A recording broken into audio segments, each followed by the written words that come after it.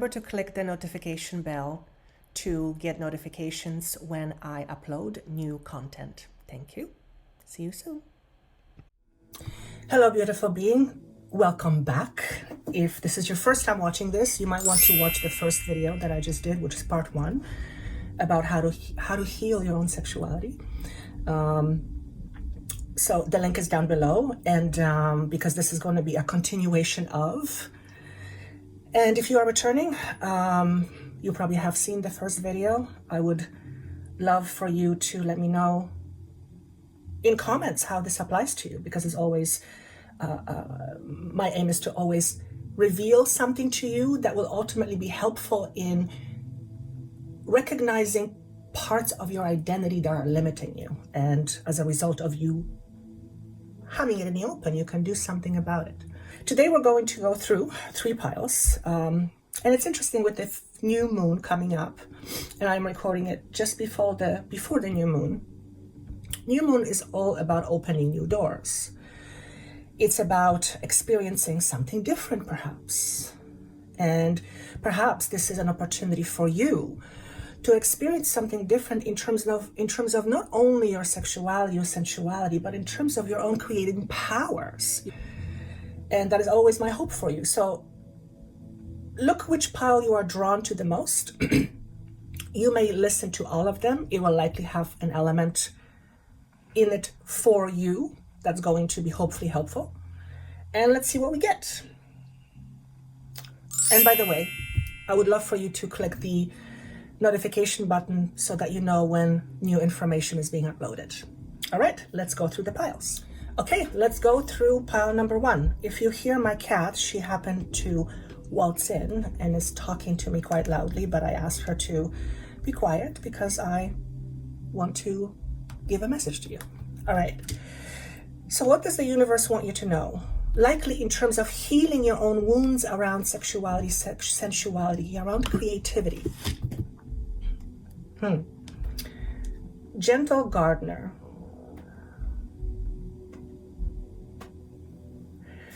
What are your thoughts about yourself and why?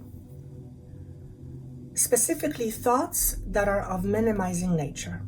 In other words, what do you think of yourself in terms of a human being? What are your beliefs and thoughts about your ability to create the life that you want? What are your own constraints about your own abilities to create what you want? In other words, pile number 1, what do you believe? What do you believe in terms of who you are? And if you believe in something consistently, you will make that belief your true reality. So pile number 1, right on topic. You might want to look at some constraining ways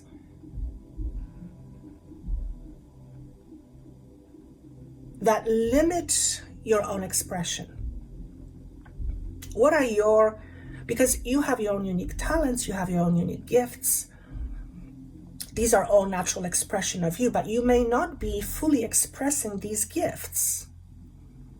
And if you are watching this, I can guarantee you that there are many more gifts to you than you are realizing in this moment now.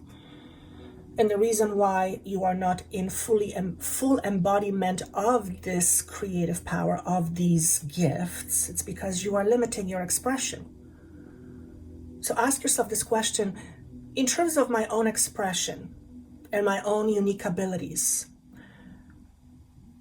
first of all, do I have abilities? Don't I have abilities? Of course you have abilities. You wouldn't be here if you didn't have abilities. You wouldn't be created. You have abilities that are way more beyond the context of this reading, if you will. But let's just stay on topic, because we're talking about healing your sensuality and sexuality. You are likely blocking your own creative force. The question for you, pile number 1, is to become more aware and conscious of how. How do you limit your own creativity? How do you limit your own sexuality and sensuality? What is the purpose around you limiting your creative powers? Because if you are doing it, consciously or otherwise, you have a good reason for it. It's about getting behind the hood of the car, if you will, and understanding the reasons behind why you not only question your own creativity, but why do you suppress your own creativity, your own powers, your own abilities, your own uniqueness? Why? Chances are you're going to come up with some answer that involves the idea of being afraid. So pile number one, what are you afraid that might happen if you allow yourself to be fully embodied? If you fully embody your power, if you fully are in charge of you, sexuality, sensuality at all, and all, male or female, regardless, what are you afraid is going to happen? What has the world told you about your own uniqueness, your own expression? What does the world tell you in terms of who you should be and who you shouldn't be, and how you should be and how you shouldn't be? Those are all important questions. They're big, big questions, pile number one, but this is all leading to a heightened level of empowerment. It's starting with these big questions and understanding the purpose and the reason of why we do what we do, especially when it comes to our own suppression. Okay? Again, likely, very likely, underneath each suppression, if you will, underneath each limiting behavior, each limiting thought, is the idea that something bad is going to happen. And each person has their own unique understanding of what that is. If you were a child, for example, growing up in an environment that constantly told you, you're bad, you shouldn't be like this, you shouldn't be like this, you should be like this, then what the world has told you is that it is not okay to be you. So what you've decided you needed to fit this certain box that was created for you in order so that you feel safe, loved, and accepted. So pile number one, very likely, in order for you to be accepted, you chose to deny yourself. So here's the irony. You are looking for acceptance from outside, but you are not accepting yourself from the inside. And here's the paradox. As long as you don't accept yourself fully on the inside, there is no amount of acceptance on the outside that's going to resolve the inner conflict. It's an inner conflict for a reason. Why? Because it's within you. Okay? I cannot erase your problems, if you will, not that you have any. I cannot erase your vision of you. I cannot make you be better, do better. I cannot do any of that. Nobody can, but you can. You can change anything you want, including the way you feel about yourself in terms of your own sexuality, creativity, and just being yourself. I just heard I'm not allowed to be myself. Okay? Who's not allowing you to be yourself? Who is that? Name one person that's not allowing you to be yourself. And this is just an idea. My boyfriend is not allowing me to be myself. Okay. Okay. So what does that look like when you believe that you are not allowed because your boyfriend, for whatever reason, why would your boyfriend, in this example, not quote unquote allow you to be yourself? If this sort of equation makes sense to you and if you resonate with it, then what really is happening is that the person that you are with is not capable of accepting you as you are.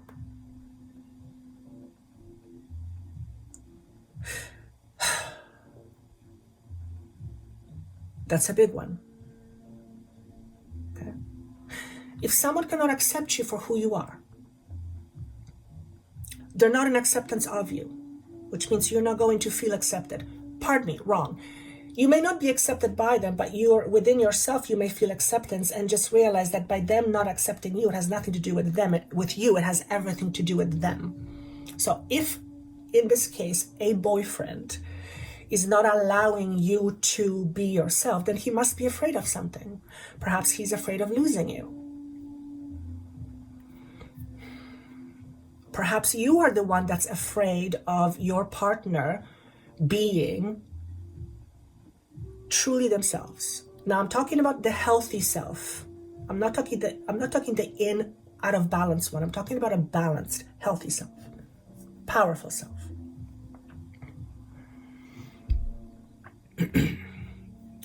If you are someone who subscribes to a religious belief that sexuality is somehow dirty or it's tied to a sin, then you need to look at that. Sin is based on shame. There's a shame component in the idea of sin. It's a form of punishment. Okay?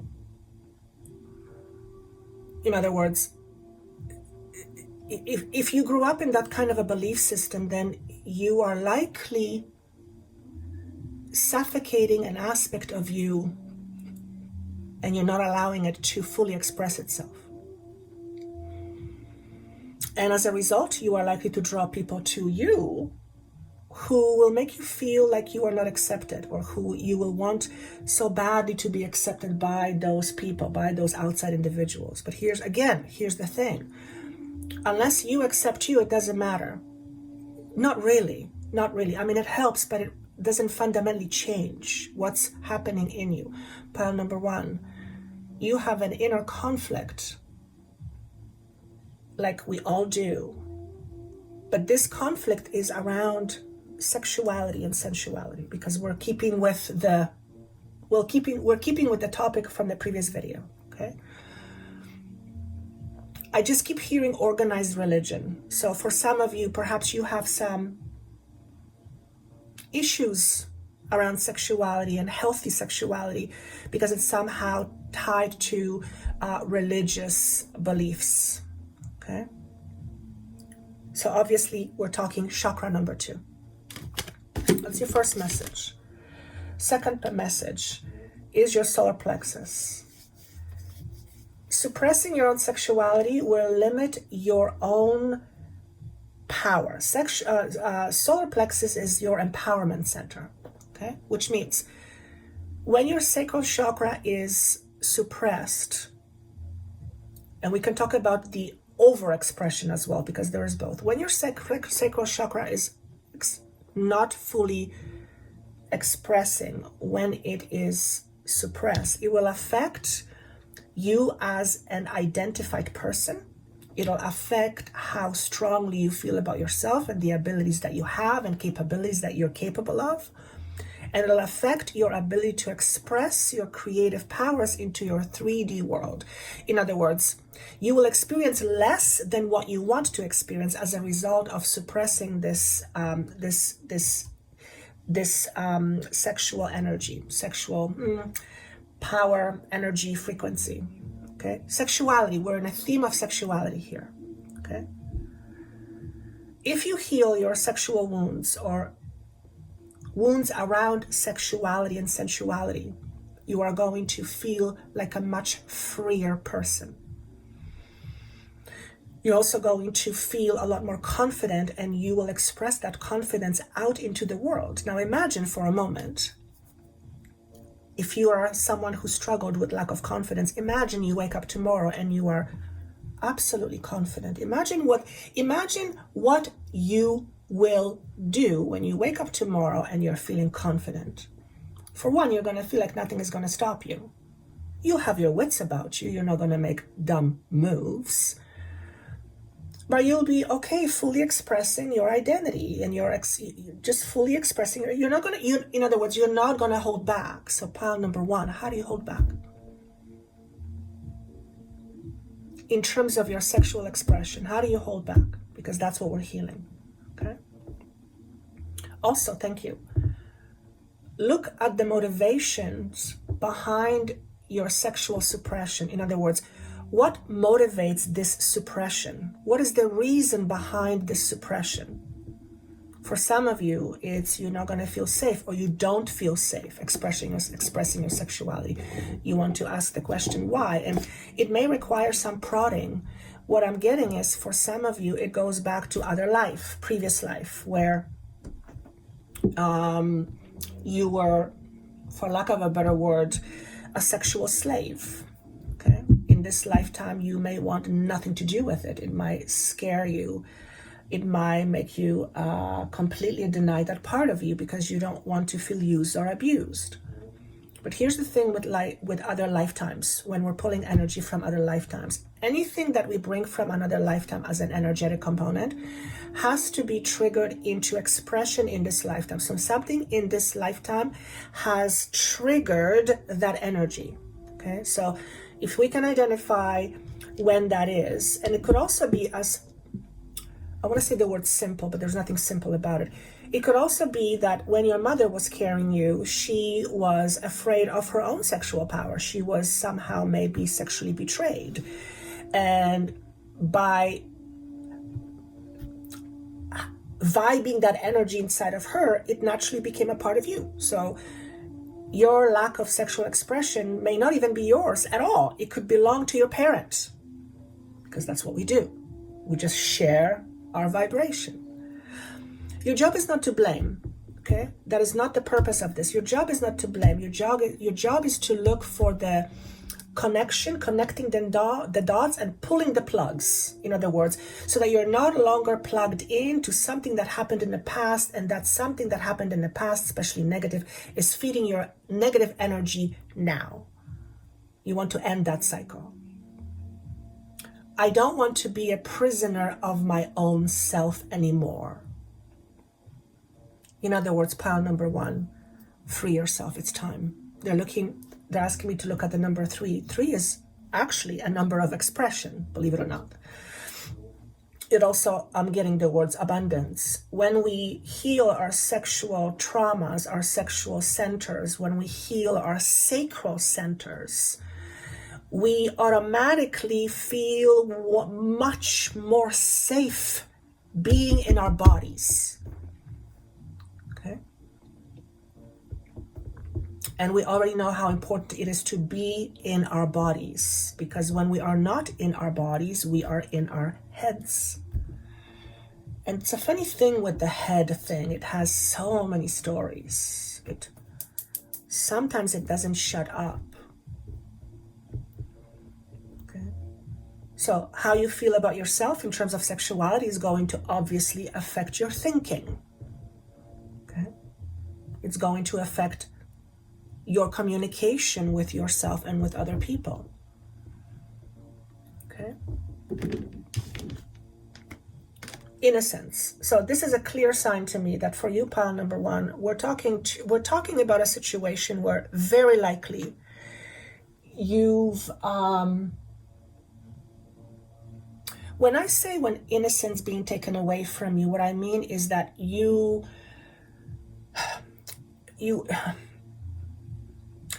grew up faster than you should have. In other words, the idea of being a safe, content child was limited. Your experiences have limited that experience for you. You grow up too fast. Something happened, obviously. Okay.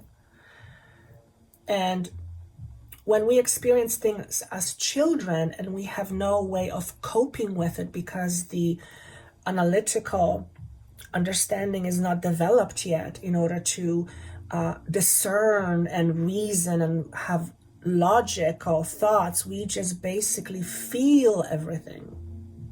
And we don't know how to deal with our feelings and emotions, so we often just suppress it.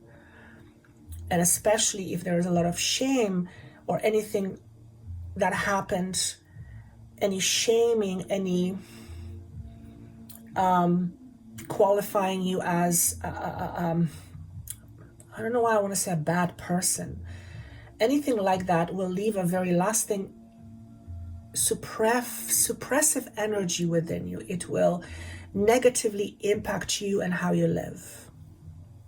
So there is some inner childhood trauma that needs to be addressed. Now, when I say need, the universe doesn't need you to do anything, but the universe supports in whatever you do. So if you decide to heal this part of you, the universe will support this healing, and it will also, as a consequence, supports your expanded expression in life. Okay? Always remember, the universe has no judgment about your flaws, about your issues, about your problems. And when I say the universe, you can call it God, you can call it source, you can call it consciousness itself. The universe, the all that is does not judge. I want to say this just to throw a humorous statement. It actually doesn't give a shit, but that's not true, because it's not only that it not only does it give a shit, the universe loves you very much and supports you. Okay. Maybe pile number one, you don't know how to feel supported. You've never felt supported. The issue around feeling supported is not there, is lacking. And when you don't feel supported, you will have a tendency to want to do everything by yourself, because you will not feel like you can trust people. You cannot trust life to support you. Life is always supporting you. You may not understand how, you may not be able to see it, you may not be able to agree with how it supports you, yes, but the universe always supports you, always. There's not a moment when the universe does not support you. It doesn't exist. Okay? So support systems and your ideas around feeling support or feeling safe to be supported or feeling safe around relying on other people, that's what's coming up for you, pile number one. Okay, a very powerful message. This is not a light conversation.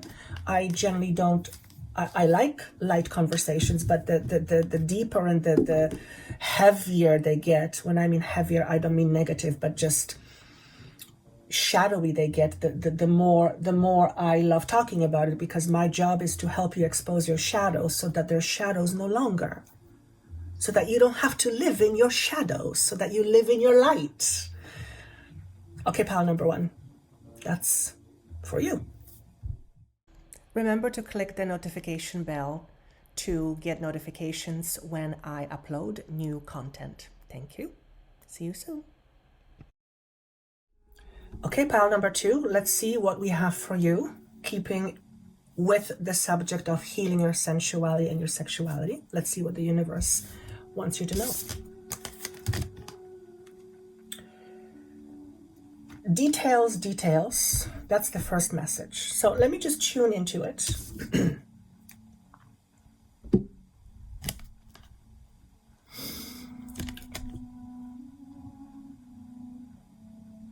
What I'm getting here is that for you, pile number two, in order to gain clarity around what is quote unquote bothering you, you might want to look into your family's history. That's my cat, by the way. I'm getting pile number two that there is some challenges around or some dynamics around the idea of alcoholism. Okay, it doesn't have to be just alcohol, I don't feel. It could be an addiction. And there is some unresolved trauma around addiction. You might be the one dealing with an addiction. You might be suffering with an addiction. You may be in a process of overcoming this addiction. Maybe it's also a sexual addiction. Okay, that can certainly be the case, since we are keeping with the subject of healing sexuality. Addiction is a form of an expression, but it's let's call it an unbalanced form of expression. Okay? In other words, something is out of balance in order for this addiction to be expressed. So pile number two, I believe the key word for you is addiction. Okay? Addiction is also something that you believe you can't live without. If you believe you can't live without a person, and you are in an unhealthy relationship, but you're not willing to let that relationship go because some part of you believes you cannot live without that person, then you are effectively addicted to that person. As an example, you can be addicted to anything, okay? You can be addicted to having an addiction, apparently, okay? The key here is to understand if you have an addiction, okay, a form of addiction, and addictions can be small and addictions can be big and everywhere in between, and some addictions are less threatening than others, you know. If you have an addiction to buying yourself flowers, for example, that's very different than having an addiction to, let's say, porn or sex, since we're on the subject. And when I say addiction to buying flowers, all I'm saying is that you need to spend money every day to buy yourself flowers, although that's a good addiction to have. You know what I'm trying to make the point here, right? Some addictions are okay, acceptable. Some, sorry, thank you. It's not that they're not acceptable.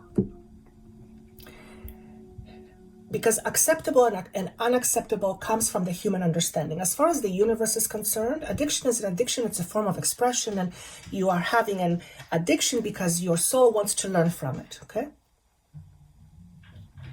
But addiction is also a form of suppression, okay? When we are addicted to something, it's likely because we are suppressing some other aspect.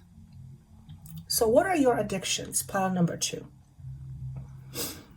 Are you addicted to work? Are you a workaholic?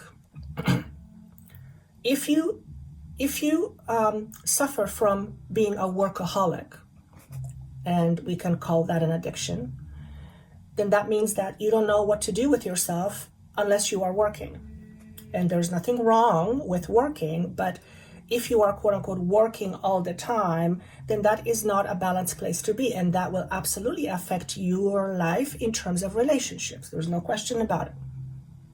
Okay? Any form of an addiction stems from ultimately some level of out of balanceness, some inner imbalance. Okay? If you are someone who is, or if you know someone who's addicted to pornography, for example, that generally stems from some level of suppression. And there is no judgment here. This is not about judgment. These messages are to help you understand the universe, quote unquote, has no judgment, but you do. But you do. So, what are your own unique expressions of addictions? And what are your judgments about your addictions? Why do you believe you have this addiction? But here's the thing.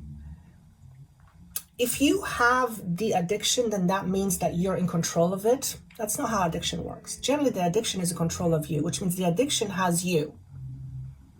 So what addiction controls you? What kind of a controlling dynamic goes on within you? And you are a contradiction within yourself. I believe we're all contradictions, okay, on some level. The very idea that we believe that we are separate is a contradiction because we all come from one. And at the end of the day, when we remove the veil of forgetfulness and we no longer identify as our bodies, we become consciousness, or we become aware of the fact that we are consciousness. And consciousness, that's all there is. We're all connected. Okay? So we all have that within us as part of being a human being. But getting back to your addictions. For some of you, you have developed addictions that stem from you not feeling safe when you were a child. It could be food, it could be anything.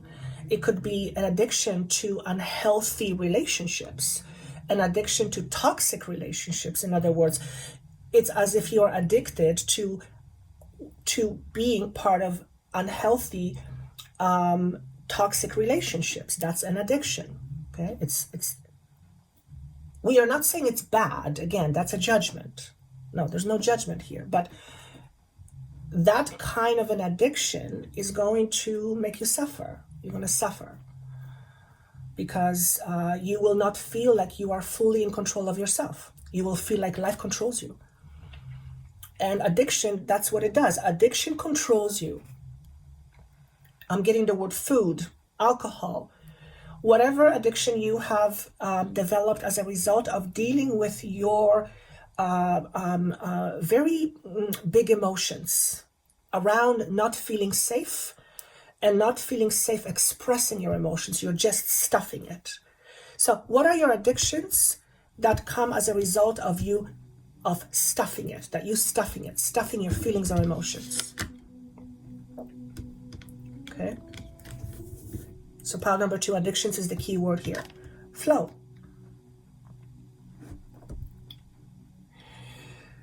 What I heard is to be in the flow is to be okay with who you are in the moment right now, regardless of what you think of yourself, good, bad, and ugly. Can you be okay with all those aspects of you without denying yourself of anything? If you do have an addiction, don't deny the fact that you have an addiction. Okay, I have an addiction. I accept the fact that I have an addiction. Don't deny it. From the space of acceptance, let's look at it. Let's work with it.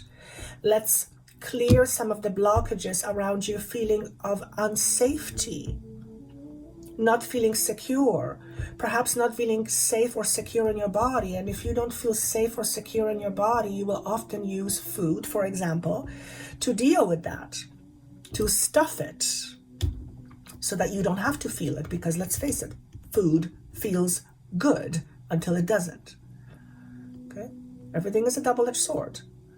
Too much or too little of anything is out of balanceness. We are striving for as much balance as possible. Okay? What I'm also hearing is you are finally coming out of darkness. By the way, they keep drawing my attention to it. Look at the orange scarf. Orange corresponds to the sacral chakra. Of course. They're asking me to say this: your sensuality, your sexuality, and your spirituality is one and the same. Okay? They're saying you are no different from another person in terms of what you believe, but what you believe makes you different. Okay? That's an interesting message. Now, different doesn't mean bad nor good. Different is just different. Number one, in order for you to express your uniqueness, so you are not expressing your uniqueness fully, in order to express your uniqueness, you have to feel safe with your uniqueness. And since you are unique, uniqueness is you, you have to feel safe being with you. Pile number 2, many of you are not feeling safe being with you. I don't feel safe being in my body. I don't want to be here anymore. Issues around safety. Perhaps some of your addictions are your way of dealing with this unsafety feeling. Now, my job as Joanna is to channel information that will help you express yourself fully.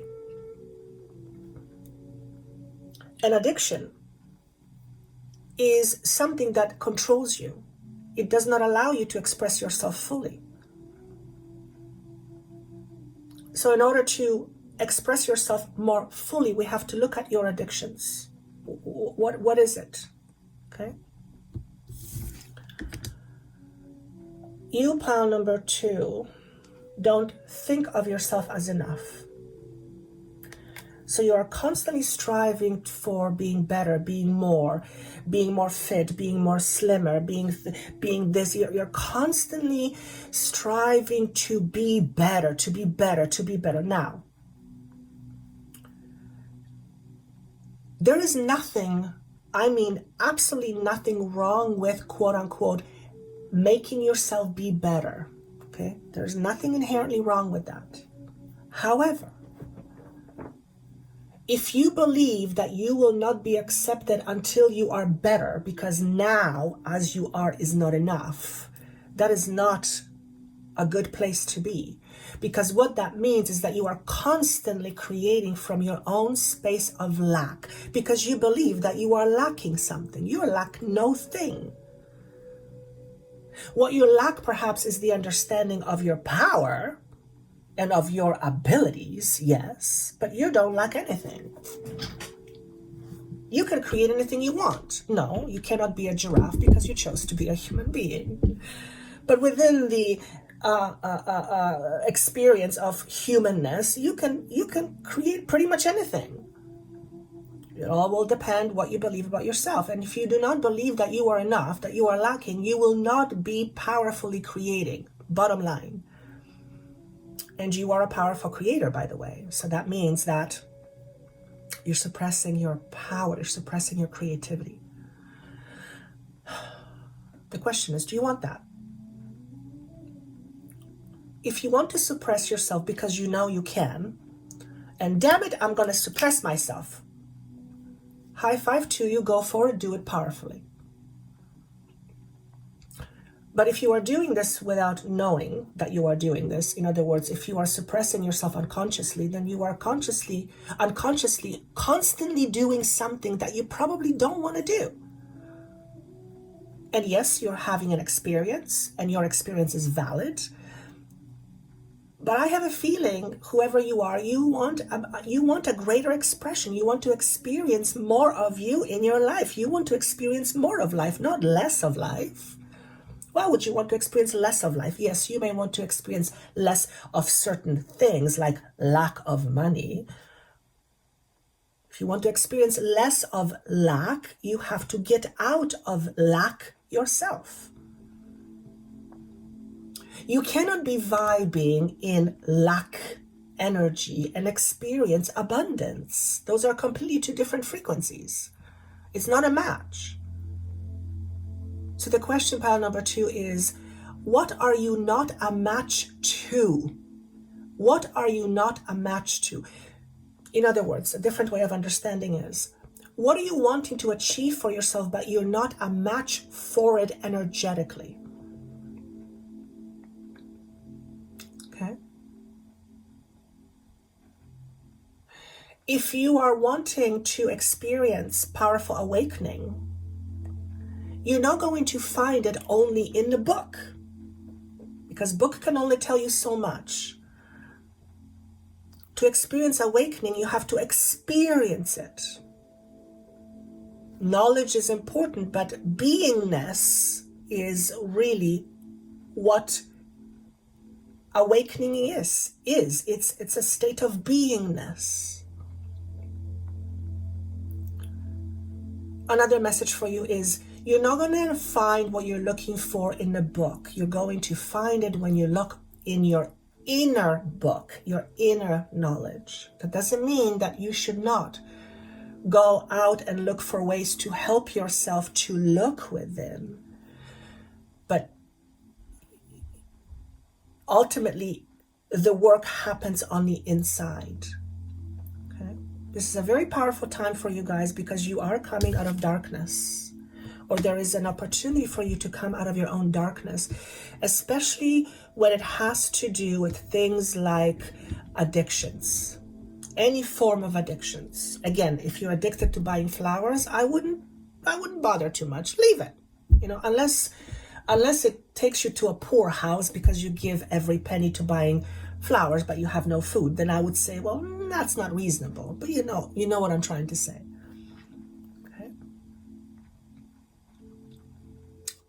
Also knowing that addictions stem from inner conflict. So if you are attached to some form of an addiction, you might want to look inside and understand your own inner conflict that is creating this addiction. Lack of safety is a quite big one for you, pile number 2. And here's what I'm going to say. While we're on topic of healing sexuality and sensuality, if you don't feel safe, you're not going to feel safe expressing yourself romantically, physically, sexually, and sensually. You're not going to feel safe to do that. You just won't, which means it will also creatively block you. Okay? I also want to talk about intimacy, but I talked about that in pile number 1. So if intimacy challenges are also something that you are experiencing, then you might want to look at pile number 1. Okay. You are pile number 2 in a space where a lot of heart healing, heart repairing can take place. But you have to be willing to look at the inner conflict. I'm afraid you can't get away from that. Maybe you've been trying to get away from your inner conflict by adopting certain addictions.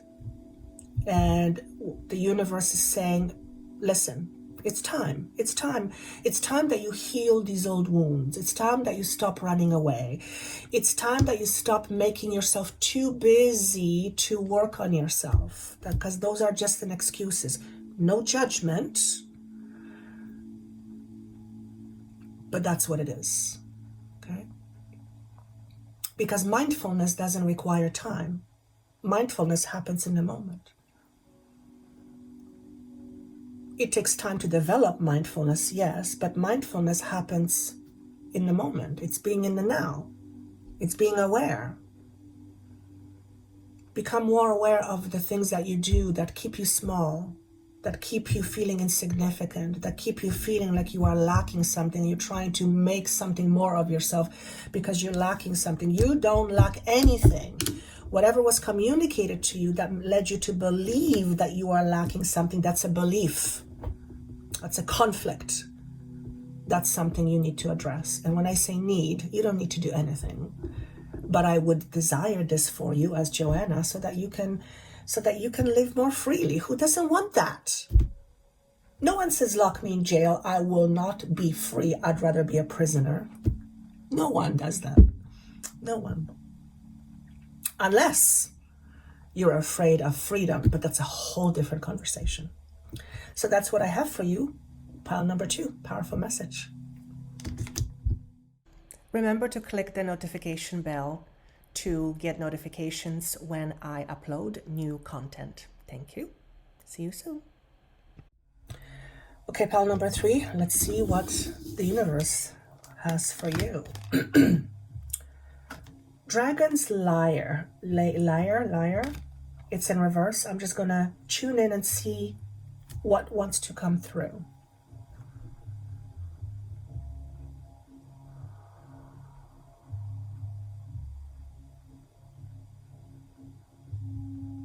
Becoming your true self, embodying your true self may be difficult when you feel like you don't belong.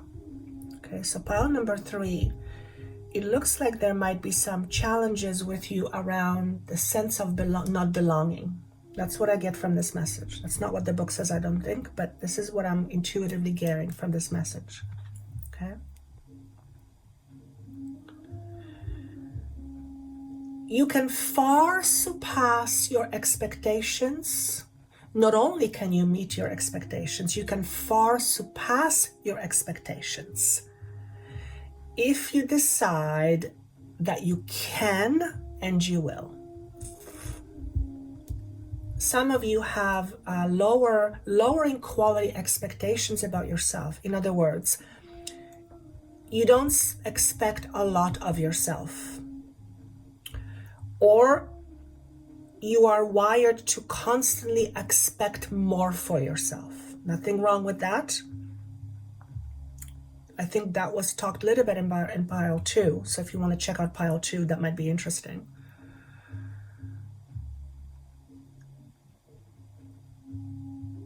Realizing your goals begins with one thing.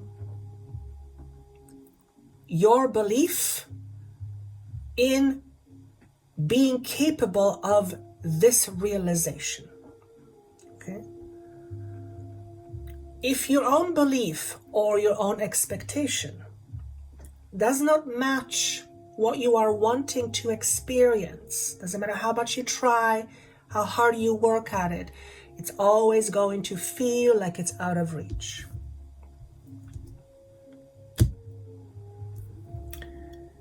It's It's as if there is a part of you inside that's trying to reach you, but you are saying, no, sorry, I'm not listening. I'm not listening. What aspect of you are you not listening to? And I hear this has been going on for a while. So there is some part of you that's whispering to you, some voice inside that's asking you to do something, to try something, to tell somebody something, but you are not listening. But here's what I'm going to say. It's not that you're not listening, because I can clearly see that you can hear it. It's you're choosing not to listen. You are choosing to not listen to yourself. There's a certain quality, pile number 3, of you choosing not to listen. Now, if you have an inner conflict inside of you, like many people, most people I would say, don't listen to those conflicted sides. Don't pay attention to it. That's great, but that's not what I mean. There's a very powerful part of you. In fact, it's a part of you that's guiding you. Okay? And you are choosing not to listen. You are choosing not to listen in favor of listening to somebody else. It's almost as if to say, somebody else knows better what's right for me. How on earth is that possible, pile number 3? How can someone know better than you what is best for you? How? If you think that someone knows better what's best for you, then that means you don't know yourself. So someone knows you better than you know yourself. Do you realize,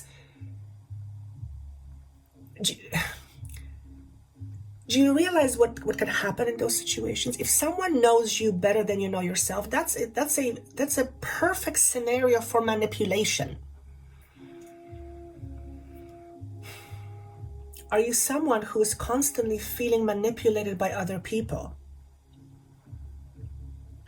If so, you ask yourself the question, why is that the case? Why do I always feel manipulated? The answer, one of the answers may be, is that you are trained to give your power away. You are trained to give your authority away to somebody else. You are not your own authority. So here's a question for you. It's a big one. Why are you not an authority of yourself? Why are you not an authority on yourself? Why are you not your own authority? Why not? And why do you put other people on pedestals? Why do you make them be the authority of you? Why?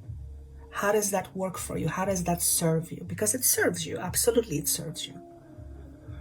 If you give away your authority to somebody else, you have a reason for it. You may not be aware of the reason. You may not know why you do it. You may even go, there's no way I'm not doing that. But there's always a reason. It's usually unconscious, underlying reason. There's underlying reason on everything that you do. And I mean everything, even the dumbest things. Okay? Your job is to understand those reasons now, so that you can be less manipulated. It's a very focused message, I feel, pile number 3. And it has to do with some form of manipulation. Now, when I'm looking at the idea of manipulation, we are all, as humanity, being manipulated all the time. And I don't necessarily mean that in a negative way. We're all being fed information. And then it's just a matter of, what do we do with this information? Do we accept it as true? Do we make it ours? Do we say, no, thank you, that's not my type of information that I want to experience? To be honest with you, most of the time, we're not even aware of how conditioned we are every single day. And again, I don't mean that in a negative way, but there are some negatives to it, 100%, absolutely, of course. Everything is a double-edged sword. Pile number 3, don't let yourself be manipulated because you don't know yourself very well. And if you don't know yourself very well, you likely are going to have a challenge listening to your intuition, because you will not trust your intuition.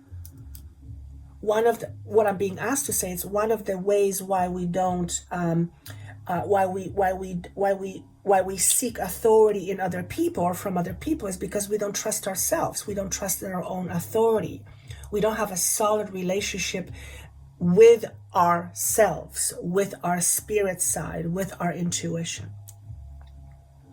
So if you're intuitively very strong and you know your worth, you know who you are, and you look at people's ideas and then you go, well, maybe, I'm not sure, but you don't blindly accept that message is not for you. That's definitely not a message for you, unless something else is going to come a little bit later.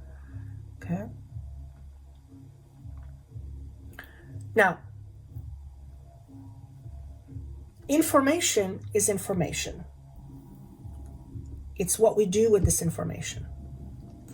And information can be manipulated, obviously, depending on who is giving this information and what they want in return from this information.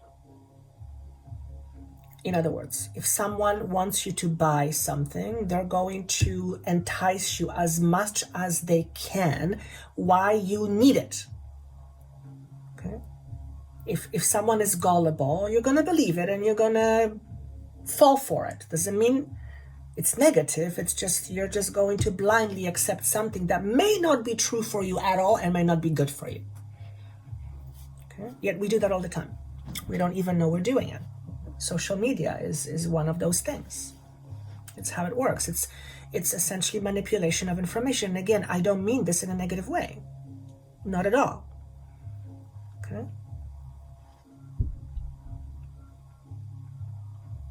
I might also want to say this, although I don't feel very comfortable saying it for some reason.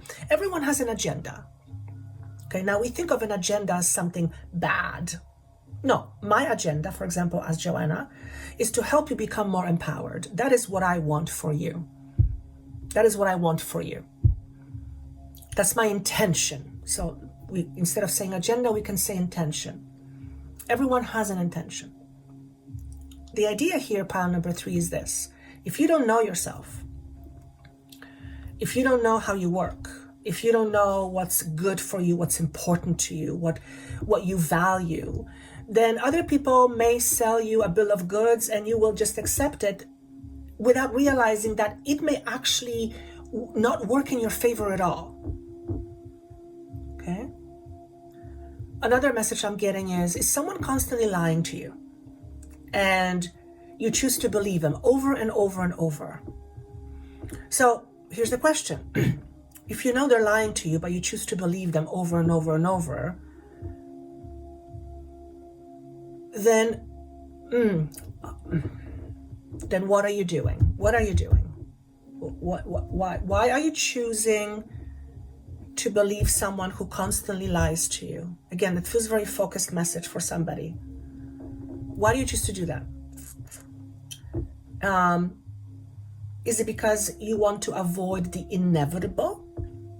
Okay. In other words, if you chose to no longer accept their lies, something would happen. Are you avoiding that? Are you avoiding a breakup, for example, because you're afraid that if you confront the person, they're going to leave you? Well, that is an expression of fear of you being left or discarded or rejected. And maybe that's why you continue to believe somebody's lies. This feels like a relationship type thing. Okay?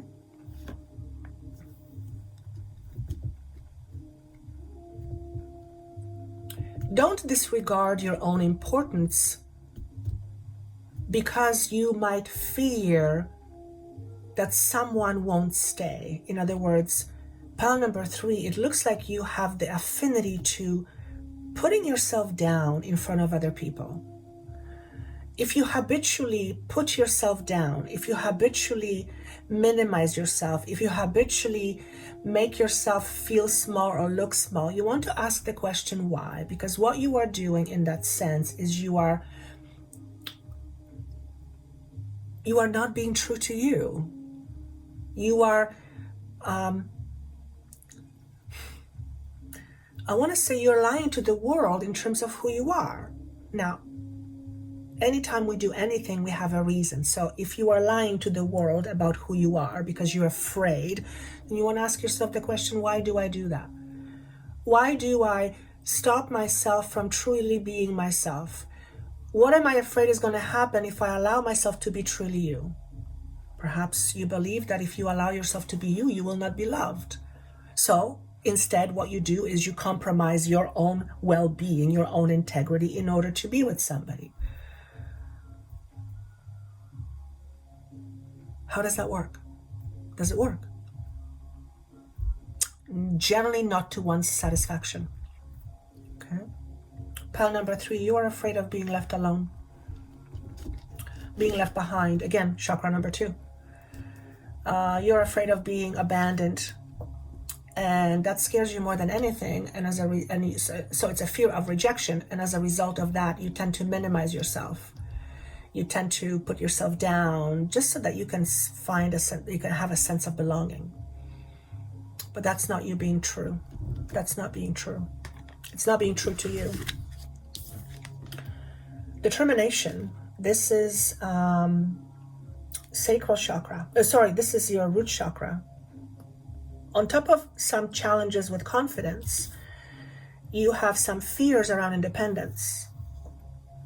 You are either afraid of being independent or becoming independent or embodying your independence more, or you are so fiercely independent you do not want to let others in to support you.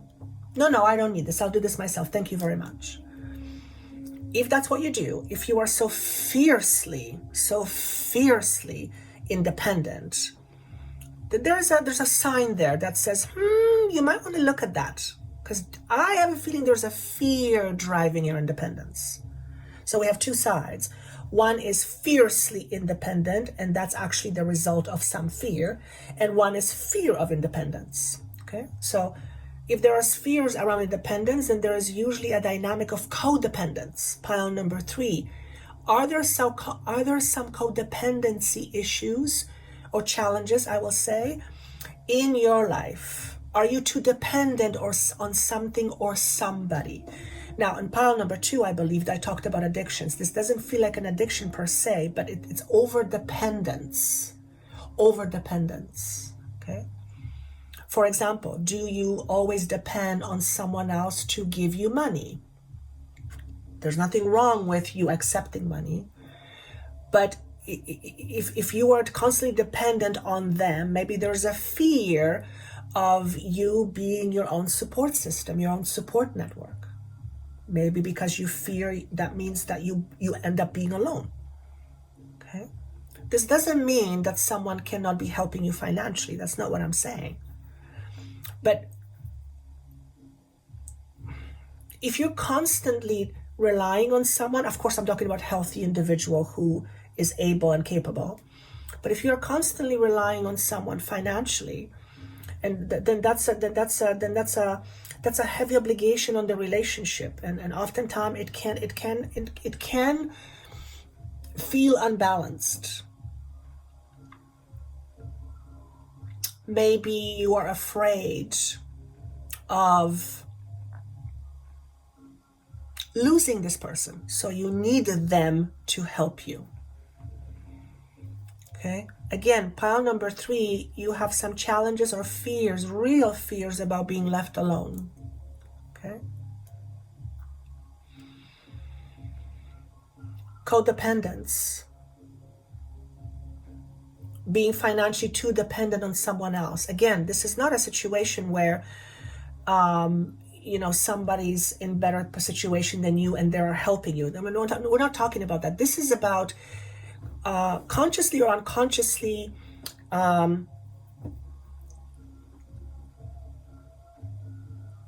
over relying on someone because there is some fear of independence.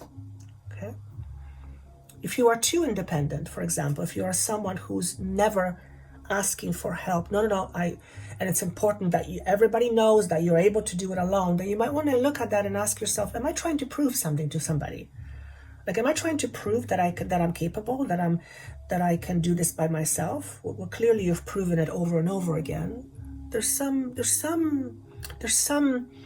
nugget there to be looked at, because remember, we want to bring things into a balance. Okay? Perhaps you are afraid of being needed.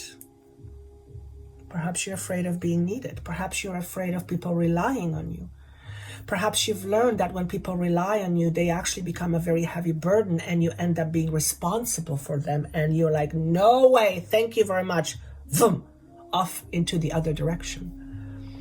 Okay. It's about interdependence. We are all dependent on one another. We're all here to be of support to one another. You are never really, truly, and fully independent person. You need water, you need food. That's all connected to other people. Doesn't matter how much you say, I do this all alone. No, you don't. Even if you rely only on nature, nature is supporting you, so you rely on nature. You always are relying on something. It's about balance. Okay? Well-deserved rewards. So the first thing I'm seeing you, pile number 3, is a spotlight being put on you. You feeling on top of the world.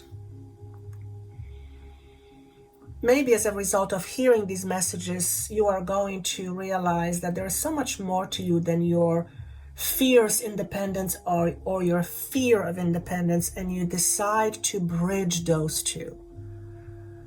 You decide to integrate those aspects of you so that you are no longer fearing rejection or fearing abandonment or fearing being left alone, and you're no longer fearing being independent or self-reliant. And you just loosen up and just relax inside of you. Now remember, when we are relaxed, we are more in the flow, we are more at ease. Right? When we're scared, we're more rigid. When we live in scarcity, that's a very rigid way to be, because scarcity is very rigid. Scarcity is an expression that is pressed down, suppressed. Also, for some of you, the very idea of your full expression scares you. Why, if this connects with you, why does the idea of fully expressing you scare you? What's so scary about you fully expressing yourself? I just heard no one will find me attractive. Well, here's the deal. As long as you believe that you're attractive, that's all that matters at the end of the day. And there is always someone in the world that's going to find you attractive. But that's attractiveness, feeling attractive comes from within. I have seen some people that, and I'm sure you have too, who are extraordinarily attractive on the outside, but the moment they open their mouth, it's like, oh, I want to look in the other direction because they have nothing to say. There's nothing substantial there. That's a judgment. On the other hand, you can have, a person that's, I'll just use the analogy, a very average looking person, and then you have a conversation and all of a sudden there is this attractiveness that comes out of them because there is such depth. So to be attractive and feel attractive are two different things. You want to feel attractive. You can be the most attractive person in the world. If you don't feel attractive, it doesn't matter. You're going to hold yourself back. And everybody's idea of attractiveness is different. Be attractive to yourself first.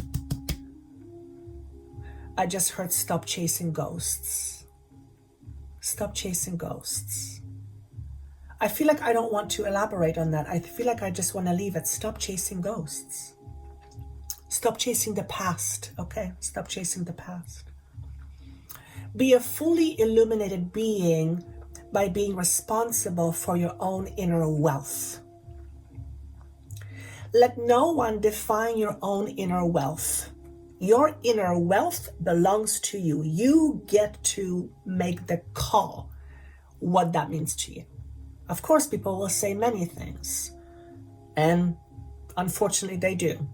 And that affects us. But at the end of the day, at the very core of you, if you understand yourself that there's you and there's a whole bunch of belief systems, and then there's people and their belief systems.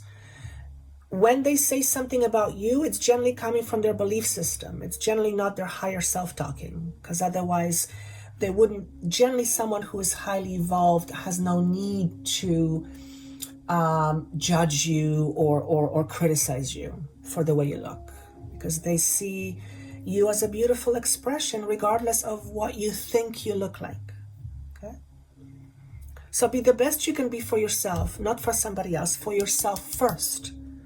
And always remember that when you are your best to yourself, when you are the most loving being to yourself, you are also the best for everybody else. Everybody benefits from you being the best for you, first and foremost. So pile number 3, be the best for you.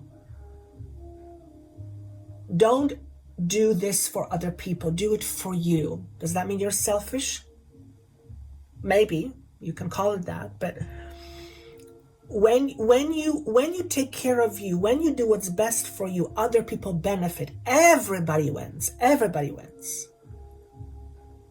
On the other hand, when you do it for other people, but it's not for you, then you're the one that loses. You're the one that suffers. Be okay with being you, just as you are, and improve on that. Not because you're trying to be better. You're already good enough. If you're wanting to have a different experience, go for it. But not from the space believing that you are lacking something. You are more than enough.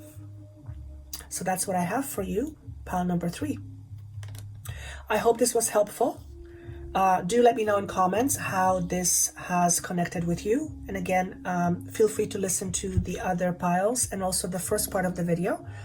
And the link is down below. And do click the notification bell to let you know when new content is being uploaded. I look forward to seeing you in the next video, and see you soon. Take care. Bye-bye. Remember to click the notification bell to get notifications when I upload new content. Thank you. See you soon.